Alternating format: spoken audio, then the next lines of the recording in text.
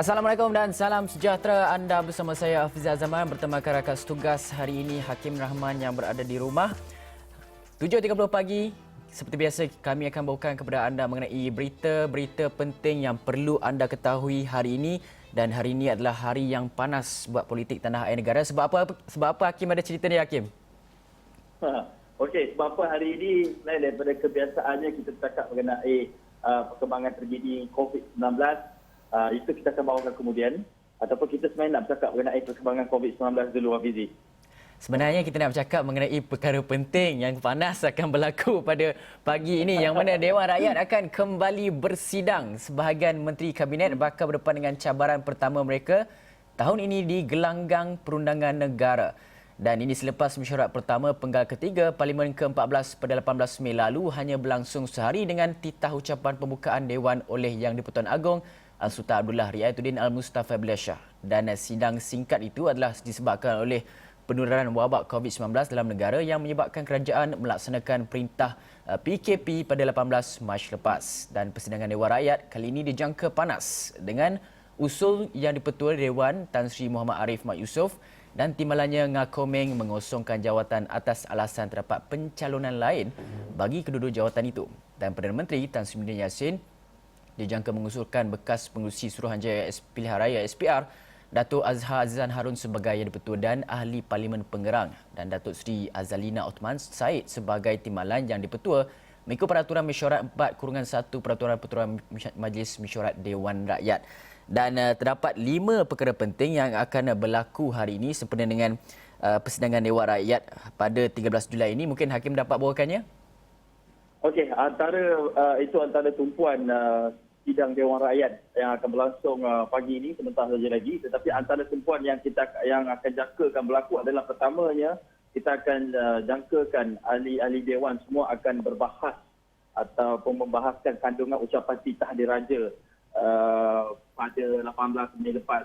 Itu satu yang pertama. Dan yang keduanya kita akan menyaksikan satu Perdana Menteri akan menentangkan usul seperti yang disebutkan oleh Hafizi tadi, menentangkan usul untuk menamatkan khidmat Speaker Tan Sri Muhammad Arif Mat Yusof dan juga timbalannya Ngakomeng dan akan digantikan oleh Azhar Harun ataupun Ad Harun bekas pengerusi SPR dan juga Ahli Parlimen Pengerang Azalina Othman. Dan yang menariknya nanti satu lagi akan berlaku adalah di Blok Pakatan Harapan juga mereka akan mengemukakan ini usul yang cuba dikemukakan oleh Blok Pembangkang, usul untuk melihat kepercayaan ataupun keyakinan majoriti ahli dewan terhadap ahli yang berhormat Pagong ataupun Perdana Menteri. Dan satu lagi, PAS pula akan mengemukakan usul undi percaya kepada Pagong ataupun Perdana Menteri yang akan untuk dibentang dan juga dibahaskan. Itu satu soal politik, tapi yang pentingnya sepanjang tempoh sidang kali ini juga rang undang-undang COVID-19 ataupun rang undang-undang langkah sementara akan dibentangkan. Ini sebagai komitmen bagi mengurangkan impak perundangan COVID-19, kata Perdana Menteri sebelum ini. Mengapa selain daripada hal-hal politik, percaturan politik, usul percaya tak percaya, rang undang-undang COVID-19 ini adalah yang paling penting, paling utama sebenarnya kerana ia melibatkan soal rakyat, ia melibatkan soal legitimasi ataupun soal perundangan. Contoh dalam kes COVID ni, penyewa dan juga pemilik rumah yang kita tahu pemilik rumah dapat diberi pilihan untuk mengambil moratorium dengan bank selama 6 bulan untuk tidak perlu membayar sewa rumah, membayar interest juga pulangan kepada bank, tetapi dalam masa sama perjanjian tersebut tidak ada antara pemilik dan juga penyewa. Jadi ini antara konfliknya yang mungkin cuba diselesaikan dalam rang undang-undang langkah sementara COVID-19 ini yang antara lain yang juga akan menjadi tumpuan. Tapi apapun, saya kira pertukaran utama selain ataupun perkara utama adalah melihat kepada pertukaran speaker, usul tidak percaya dan kemudian barulah orang nak tengok kepada rang undang-undang langkah sementara COVID-19 ini, Hafizi. Ya, dan dalam erti sidang Dewan Rakyat yang akan dikatakan akan panas sebentar saja lagi, Yang mana kalau kita lihat Blok Pembangkang sebulat suara membantah usul penukaran yang di-Pertua Dewan Rakyat dan timbalannya seperti dicadangkan Perdana Menteri Tan Sri Muhyiddin Yassin.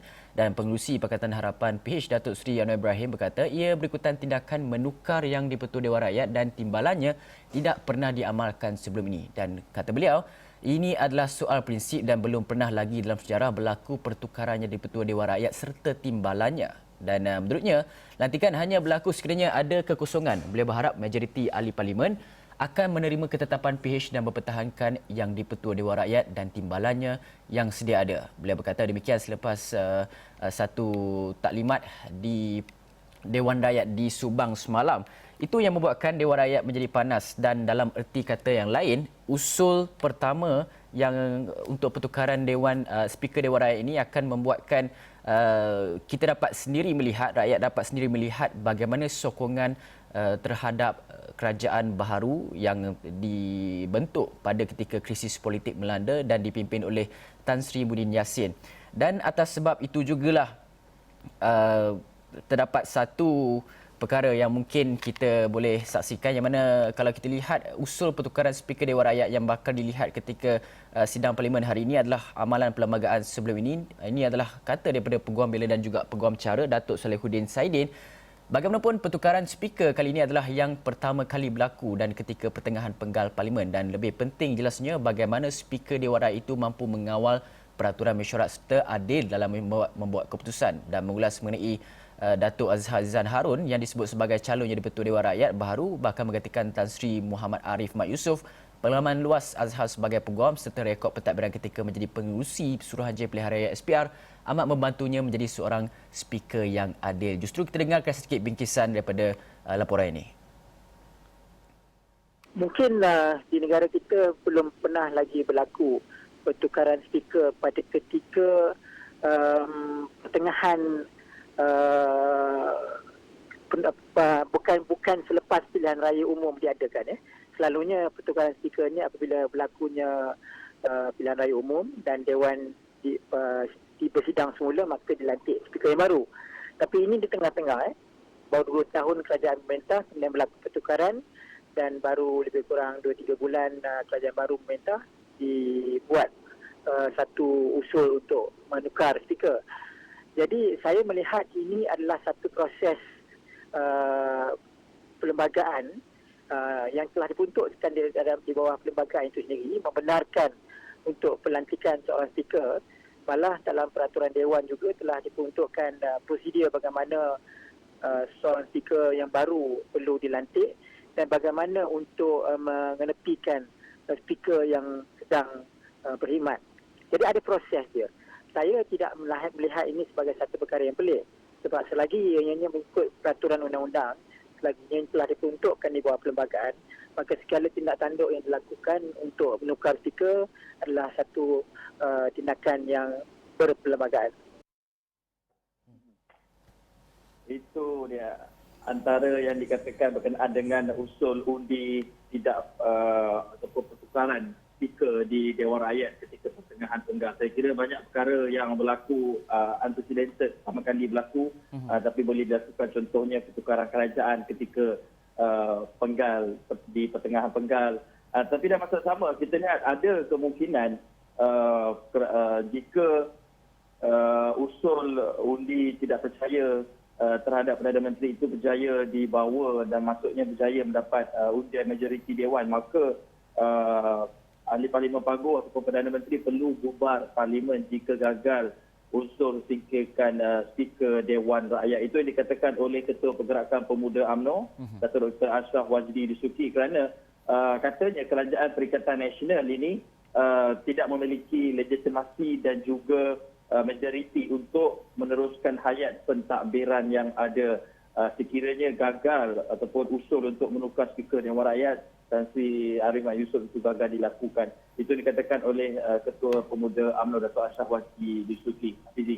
Ya, betul tu. Itu antara sebab ia akan menjadi indikator kepada kekuatan kerajaan. Itu yang menyebabkan sebarang usul yang direncanakan oleh kerajaan sekiranya tidak mendapat sokongan, ia umpama macam seperti yang Ashraf cakapkan bahawa ia tidak mendapat legitimasi dan juga majoriti untuk meneruskan hayatnya. Itu yang menyebabkan kemungkinan ini adalah perkara-perkara yang akan berlaku dalam sidang Dewan Rakyat itu sebentar lagi, dan dalam masa yang sama juga kita nak melihat kepada perkara yang boleh dikatakan agak menarik, iaitu usul undi tidak percaya terhadap Tan Sri Muhyiddin Yassin selaku Perdana Menteri diterima yang di-Pertua Dewan Rakyat, dan selepas usul itu secara persendirian daripada Tun Dr. Mahathir Mohamad disenaraikan dalam giliran ke-27 aturan urusan mesyuarat dan juga usul-usul.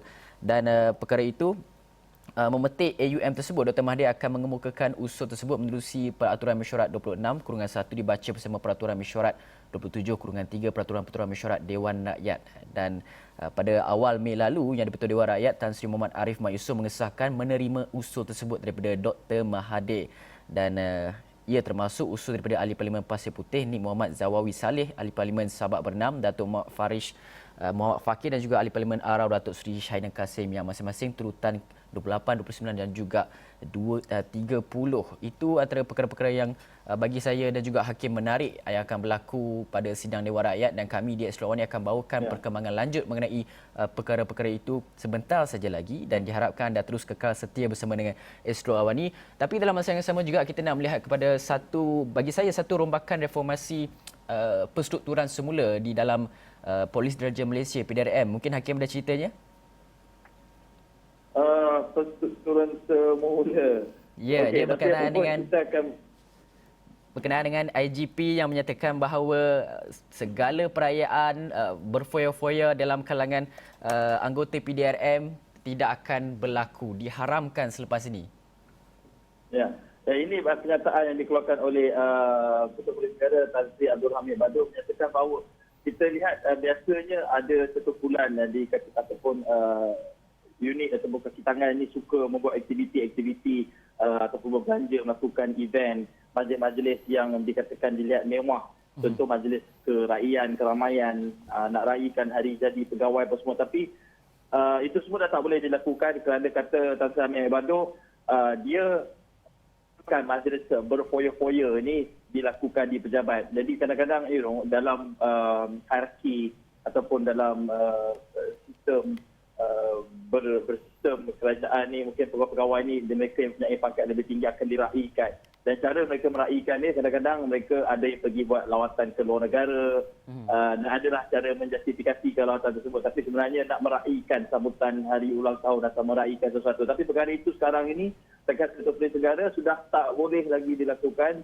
Tiada lagi berfoya-foya. Saya haramkan semua majlis berfoya-foya di pejabat tau. Ini tak boleh lagi dilakukan. Itu tegas Ketua Polis Negara kerana kadang-kadang kos perbelanjaannya mencecah puluhan ribu ringgit. Jadi kemudian ini dikatakan oleh Tan Sri Hamid Badu, siapa nak bayar semua tu? Budaya sedemikian saya hendak buang dan tidak perlu ada dalam PDRM. Hafizi. Ya, dan bagi saya itu adalah satu perkara yang baru yang boleh dikatakan mengubah tradisi dan juga amalan budaya yang ada dalam PDRM. Tetapi kita bukan saja boleh melihat dalam konteks PDRM saja, mungkin juga kita boleh laksanakan juga di kementerian-kementerian yang lain, badan-badan kerajaan, agensi-agensi kerajaan yang lain. Mungkin kita boleh mengurangkan banyak kos daripada segi itu. Dan dalam masa yang sama juga kita nak melihat kepada satu lagi laporan daripada IGP, iaitu kesemua kes yang dibekukan Jabatan Siasatan Jenayah Komersial JSJK Bukit Aman akan diselesaikan dalam tempoh sebulan.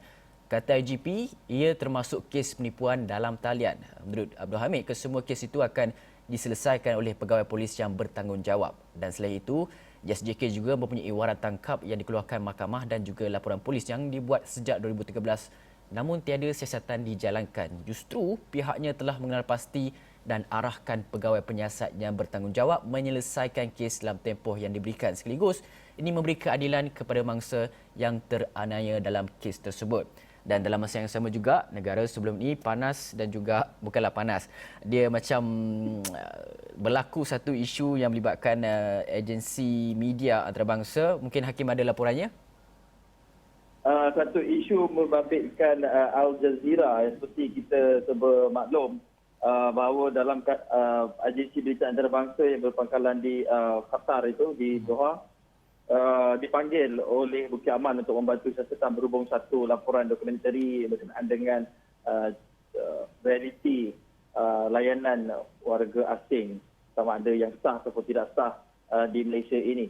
Dan Ketua Polis Negara Tan Sri Abdul Hamid Badu menyatakan bahawa individu dalam subjek dalam temu bual berkenaan permitnya sudah pun dibatalkan. Ini lepas Immigration memaklumkan bahawa individu yang muncul dalam rakaman berkenaan asalnya mempunyai permit bekerja di Malaysia tetapi kemudian telah dibatalkan. Jadi ini memaksa individu tersebut untuk mungkin melaporkan diri kepada pihak Immigration dan juga sekaligus pendek ceritanya dia dah tak ada permit bekerja kat Malaysia, maka dia kena pulang ke negara asal dia. Sebab kalau dia terus berada di Malaysia, dia akan menjadi kategori parti pendatang asing tanpa izin kerana dia mempunyai permit kerja ataupun visa yang sah selepas ianya ditarik dan juga dibatalkan oleh pihak Jabatan Immigration Malaysia, Hafizi.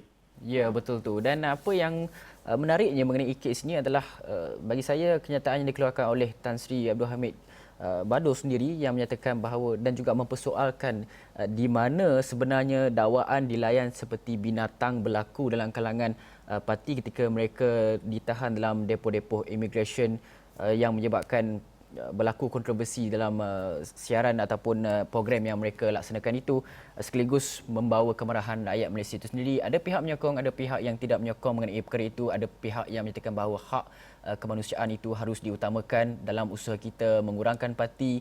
Tetapi kita melihat juga kepada konteks yang lain, kesan akibat COVID-19 ini menyebabkan berlakunya angka pengangguran yang amat tinggi dan salah satu langkah yang mungkin diambil oleh kerajaan ketika ini adalah untuk mengurangkan parti, mengurangkan warga asing dan melakukan banyak sekali operasi-operasi untuk membantras parti-parti yang dikatakan boleh mengambil peluang pekerjaan rakyat Malaysia itu sendiri. Okey, tapi apapun dalam hal ini kita serahkan kepada pihak berkuasa untuk menentukan siapa yang betul dan juga siapa yang salah, dan jika berlaku kesalahan itu dalam kalangan media antarabangsa Al Jazeera, diharapkan permohonan maaf seperti yang digesa oleh pihak kerajaan mungkin boleh berlaku, tapi dalam konteks Al Jazeera ini mereka merupakan media antarabangsa yang seringkali boleh dikatakan mempunyai kontroversi bukan sahaja dengan Malaysia tapi juga dengan negara-negara lain, dan kita akan menyaksikan perkembangan kes ini dalam beberapa hari saja lagi. Mungkin Hakim ada ceritanya? Ya, tapi saya rasa apabila sebuah organisasi media yang bertindak sebagai fungsi sebagai semak dan imbang itu mendapat kecaman, mungkin dari satu sudut perspektif kita melihat mungkin ada bitter truth, kebenaran yang pahit yang cuba disampaikan di situ yang mungkin setengah kita tidak suka, dan kita bertindak dengan mekanisme ataupun defense mekanisme kita dengan inilah seperti apa yang berlaku sekarang inilah. Dan saya rasa tidak perlu kita, pada anda di luar sana, untuk lebih berhati-hati mengeluarkan sebarang kenyataan kerana walaupun apa yang dikatakan itu mungkin mengguris perasaan ataupun seperti tidak prihatin atau peka dengan apa yang dilakukan oleh kerajaan, tetapi dalam masa sama kita kena ingat juga sebab kita ini di dalam kategori macam kita semua adalah citizen of the world. Mungkin kita rasakan mereka pendatang ketika ini, mereka tidak membantu, mereka tidak bersyukur, tapi dalam masa sama kita juga pernah menjadi pendatang. Maksudnya kita juga merantau, melancur ke tempat orang, dan mungkin ada setengah kita yang seperti yang dilaporkan di Australia, rakyat Malaysia merupakan majoriti mereka yang abuse visa dan juga permit kerja di Australia. Jadi pastilah rakyat Malaysia dekat Australia tu kan. So saya rasa kita kena lebih bersifat adil dan mempertimbangkan banyak perkara, terutama dalam laporan-laporan seperti ini, Hafizi. Ya, betul tu. Dan juga mencari keseimbangan dan mencari jalan tengah di antara kedua belah pihak. Kerana apa? Al Jazeera seperti media seperti Al Jazeera juga ada membuat kolaborasi penting kepada negara ini, yang mana kalau kita imbas sikit Hakim, kita pernah menemu bual UiTM. UiTM ada melakukan kerjasama dengan juga media Al Jazeera ini. Jadi ini sedikit sebanyak menjejaskan kemungkinan kerjasama tersebut. Banyak perkara yang perlu kita imbangkan kembali dan juga mencari jalan tengah antara kedua belah pihak. Okey, baiklah, kami nak bawakan banyak lagi perkembangan mengenai satunya mengenai COVID-19 dan juga perkara-perkara lain seperti kes kucing mati didera bapa kandung rogol dan lacurkan anak sendiri, dan juga banyak lagi lah perkara lain. Tetapi sebelum itu kita nak rehat dulu seketika, kita akan kembali selepas ini.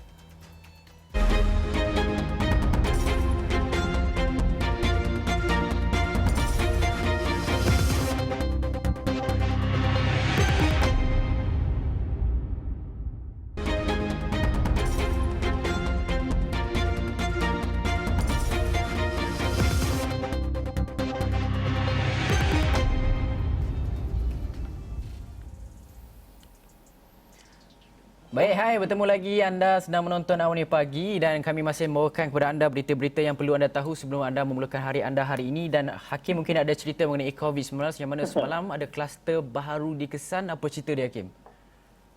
Okey, kita sebab maklum sidang media direkod oleh Ketua Pengarah Kesihatan Malaysia, Dato' Dr. Nur Hisham Abdullah, kerana sidang media itu dilakukan secara harian sebelum ini, tapi sekarang ini ada 2-3 kali sehari. Dan apa pun perkembangan terbaru seperti yang diumumkan oleh Ketua Pengarah Kesihatan Malaysia bahawa pihak KKM ataupun CPRC mengesan ada satu lagi kluster baharu yang ditemui di Kuching, Sarawak.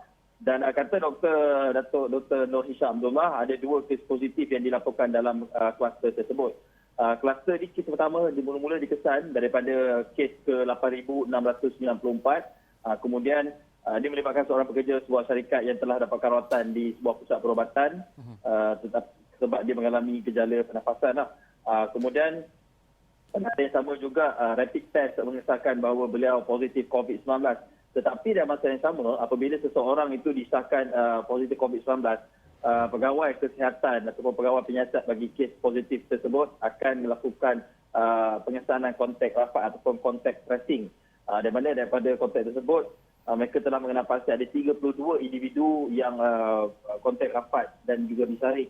Dan daripada 32 individu yang disaring itu, 16 ni merupakan rakan di tempat kerja, kalau 16 lagi ahli keluarga individu tersebut. Tetapi alhamdulillah dalam masa yang sama, setakat ini hanya satu saja kes positif COVID-19 dikesan dalam kluster tersebut. 16 negatif, tetapi yang kita gusarkan adalah 15 lagi kes masih lagi menunggu keputusan saringan. Tapi dalam masa yang sama, apabila seseorang itu dikesan positif COVID-19 sama ada di tempat kerja ataupun di tempat beliau tinggal, proses disinfeksi ataupun proses pembersihan minyak kuman itu perlu dilakukan terutama di tempat kerja bagi memastikan punca jangkitan kluster itu tidak merebak kerana ia masih lagi disiasat. Dan dalam masa yang sama, bercakap mengenai kluster ini juga, bercakap mengenai dengan angka positif COVID-19 ini, semalam dilaporkan ada 14 lagi kes positif baharu yang dilaporkan pada Ahad. Ini menjadikan jumlah keseluruhan semua kes positif COVID-19 sejak awal dulu adalah jumlah kumulatif. Ada 8,718 kes dan mereka ini telah pun disaring dan diberikan rawatan. Hafizi. Ya, itu adalah secara keseluruhannya sebanyak 8,718 kes kesemuanya dan tiada kematian baru direkodkan dan 14 kes baru seperti yang Hakim sebutkan tadi. Dan dalam masa yang sama juga kita nak melihat kepada satu lagi perkara yang boleh dikatakan penting, yang mana kalau kita lihat ini melibatkan kaum lelaki, Hakim, dan saya rasa ini adalah perkara yang membimbangkan kita, iaitu masalah kesuburan dalam kalangan lelaki di negara ini didapati semakin meningkat dan turut menyumbang kepada peningkatan masalah kesuburan dalam pasangan berkahwin. Ketua Pengarah Lembaga Penduduk dan Pembangunan Keluarga Negara LPPKN Abdul Syukur Abdullah berkata, berdasarkan data LPPKN bagi tempoh 2010 hingga 2019, 60% ujian analisis sperma mencatatkan keputusan abnormal, dan memandangkan 95% lelaki dapat menjalinkan hubungan seksual secara normal, mereka tidak sedar bahawa mereka mungkin mengalami masalah kesuburan. Abdul Syukur berkata, satu ujian antarabangsa mendapati masalah ini semakin meningkat dalam tempoh 20 tahun kebelakangan ini dan isu itu membabitkan 7% populasi lelaki dunia. Dan tahap kesuburan dalam kalangan lelaki berumur kurang dari 30 tahun juga menurun sebanyak 15%. Isu kesuburan lelaki ini secara langsung menyumbang kepada peningkatan masalah kesuburan dalam kalangan pasangan berkahwin berdasarkan Dapatan Kerajaan Penduduk dan juga Keluarga Malaysia yang menunjukkan peningkatan 6.9% pada 2004, 8.6% pada 2014 dan angka ini dijangka mencecah 10 hingga 12% menghampiri angka kadar global iaitu 10 hingga 15% sekarang. Dan ini satu angka ataupun perkara yang sangat membimbangkan, Hafizi. Saya dengar pun sedikit gusar, tapi kita lihat ini satu yang tidak baik untuk pembangunan sebuah negara kerana ia akan mungkin akan menjejaskan penguncupan generasi akan datang apabila tidak ada proses reproduktif untuk kita berkeluarga ini. Dan satu perkara membimbangkan daripada aspek psikologi selain daripada aspek pembangunan generasi akan datang, kerana ini penting kerana kita lihat ini mungkin akan menjadi salah satu punca kepada kadar kesejahteraan rumah tangga mungkin bawa kepada perceraian antara punca-puncanya. Dan kita lihat apa yang dilakukan adalah dengan untuk bekerjasama terutamanya dalam kalangan suami dan juga pasangan bagi mendapatkan khidmat di klinik LPPKN, dan mereka ini memberikan kerjasama dan ini menunjukkan persepsi dan masa sama ini menunjukkan persepsi golongan lelaki mengenai masalah kesuburan semakin berubah dan kesedaran mereka dan hal ini juga semakin meningkat. Ya, terus masuk Hakim tadi. Ni bimbang betul Hakim nampaknya mengenai masalah ini. Dan kalau kita lihat kebimbangannya adalah berkenaan dengan faktor-faktor yang menyumbang kepada masalah kesuburan lelaki ini adalah sebabkan oleh persekitaran, iaitu pendedahan berlebihan kepada bahan kimia, radiasi, suhu panas, asap tembakau, kafein, dadah rekreasi, selain kerosakan pada testis akibat kanser atau rawatan sebelumnya. Dan itu adalah dapatan daripada LPPKN. Dan Hakim, kalau kita kena bimbangkan perkara yang lain pula Hakim, iaitu tapi sebelum kita nak bimbangkan mengenai perkara yang lain, saya rasa itu adalah berita-berita yang hanya sempat kita bawakan kepada penonton Astro Awani setakat ini. Setakat pagi ini anda boleh saksikan banyak lagi cerita-cerita menarik di astroawani.com, seperti seorang bapa yang dikatakan haruan makan anak. Inilah ada ceritanya di astroawani.com, yang ada seorang bapa lacurkan anak perempuannya dan rogol juga anak perempuannya. Itu adalah perkara-perkara yang berlaku dalam Malaysia sendiri dan boleh kita ambil lihat laporan-laporan ini dan melihat kepada jangka apakah yang akan berlaku sekiranya ia berleluasa kelak, dan itu yang perkara yang kita bimbangkan sekarang. Okey, saya rasa itu saja yang dapat kami bawakan di astroawani.com dan di Awani Pagi hari ini, dan saya kira itu saja daripada kami. Saya Hafiz Zaman. Saya Ceramah, jumpa lagi.